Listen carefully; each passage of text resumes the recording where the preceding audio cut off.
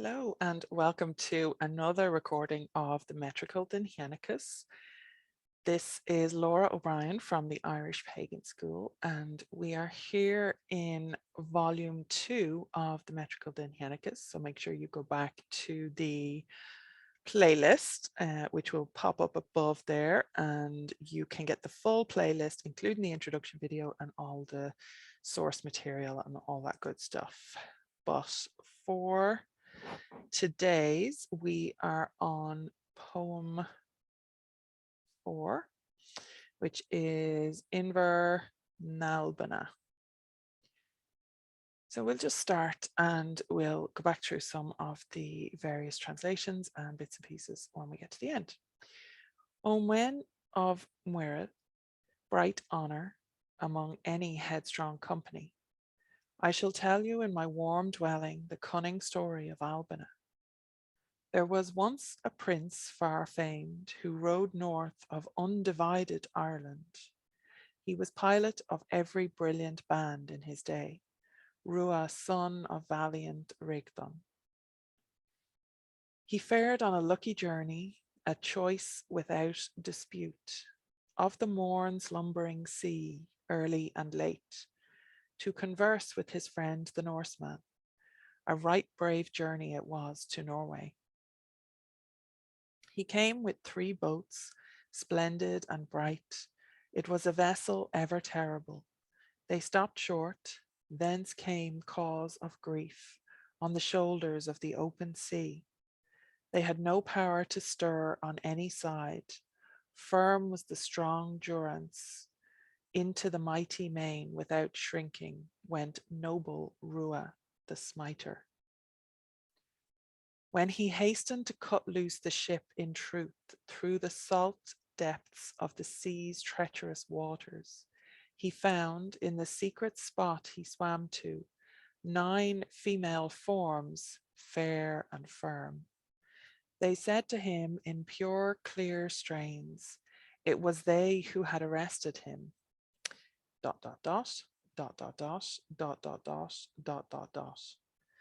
9 women of them, excellent and strong. Hard it was to approach them. He slept 9 nights with the women, without gloom, without tearful lament, under the sea, free from waves, on 9 beds of bronze.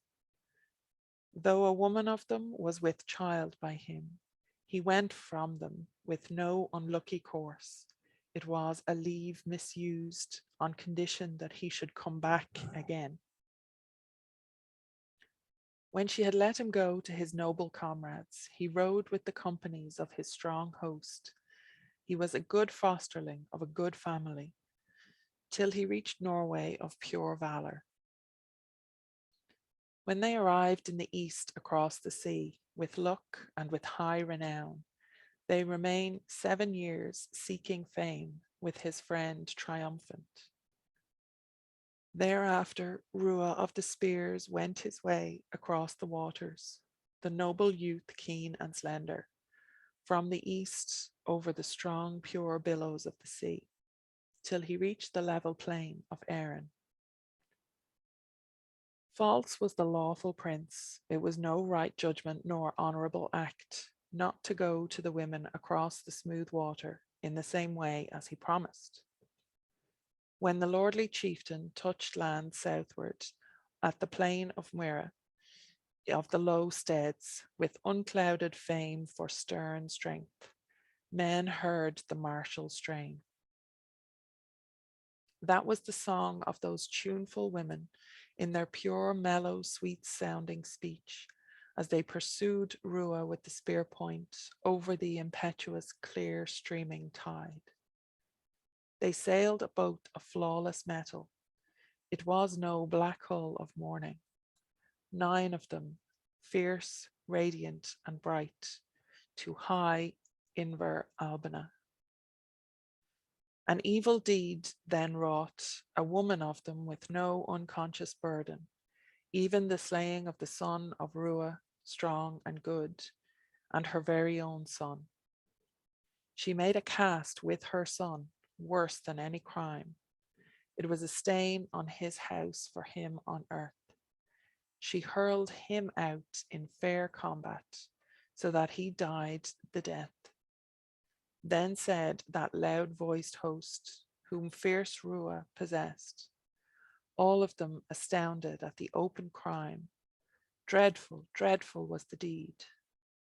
Hence comes a title free from envy, the name, not in deceit, however, of the river, whose fame we conceal not, even as we tell you, O men.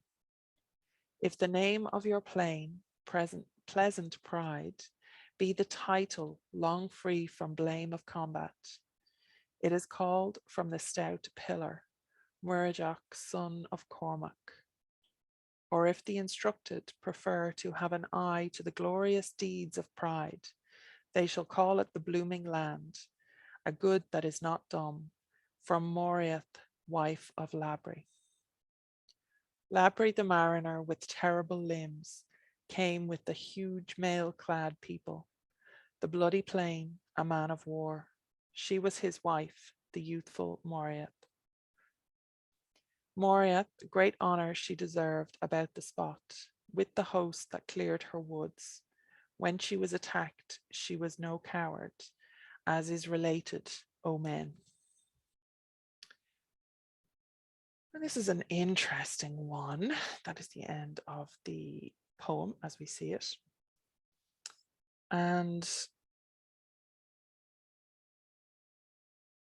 this idea of Rua, who it's a very interesting story. Rua came, this far famed could be far shouting. He's a prince who's far famed or far shouting, who rode north of undivided Ireland. If only it was undivided Ireland still.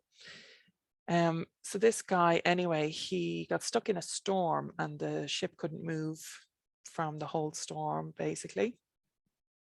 And when he was trying to cut loose the ship, they were stuck, and he dove down into the sea's treacherous waters and found in the secret spot that he swam to, perhaps the princely spearhead, he found 9 female forms, fair and firm. So these would be otherworldly women that they are describing here, 9 otherworldly women. And they're singing to him, basically. There's a couple of references to their voices and to singing. And obviously this is Irish mermaid legends, or an Irish mermaid legend. And the ... here that we see is either untranslatable lines of text. Maybe in the original manuscript it was blurred or damaged in some way, or, as is often the case, this is poetry, because this is where they're singing to him. So often if there's a verse of poetry, the older translators will not bother to translate it, which means that the actual words that the 9 female forms that were saying to him currently remain lost to us in this format. So he stays with them, all 9 of them, and he's sleeping with them under the waves, basically. And he leaves on good terms. Even though one of them is pregnant, he promises to come back. So he goes on to Norway, he's dealing with Vikings, and he comes back to Ireland. And then this is his false was the lawful prince. It was no right judgment nor honourable act. And this was a big problem, obviously. And these 9 women came, and they came on this boat, and they were tuneful women in their pure, mellow, sweet sounding speech. So we're not really hearing songs as such, but obviously their voice, their vocalization was very important to their presence and was very representative of, who or what they were. It's mentioned a couple of times. So one of the women actually throws the son that she had from being pregnant by Rua. She throws and kills this son. So this is terrible. Oh, whaley, whaley, really bad, really bad, really bad. And then there seems to be then a little bit of a switch where it's another, if the instructed prefer to have an eye to glorious deeds of pride, then there's another kind of version of the Dinnshenchas, the lore of the place names. And this is about Labre the Mariner and the wife Moriath, and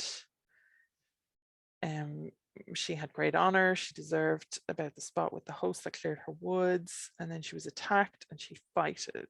She fighted? She fighted. That's what she did. She fighted. So she was no coward. She fought, obviously. So this is the lore of this particular place, Inber n-Ailbine, and as is related in the metrical Dinnshenchas, as is translated by Edward Gwynn. So if you're interested in more of this and you would like more, there is a whole playlist which will be coming up here. There's video that YouTube thinks that you would like to watch, so you can absolutely watch that. And you can subscribe to the channel. So these lore videos they are the least watched videos on the entire channel, apart from one Icehouse tour, which is the right at the bottom of the list, but everything else is metrical Dinnshenchas. So if you do like it, sound off in the comments below. Make sure that I know and YouTube knows that this is content that is worth looking at, because it absolutely is not getting picked up by the algorithm and is not getting shared around. So, you know, help the channel out if you enjoy it. And if you don't, I mean, maybe there's very good reason. Maybe I'm wasting my time by doing the metrical Dinnshenchas reading, but I am doing it for accessibility, not for YouTube views. And again, it is one of my labors of love. So I think it's really interesting going through all the place names, and hopefully, you know, and then you come across things like cool mermaid stories, and hopefully you do too. Okay, so slán go fóill, and I will see you in the next video.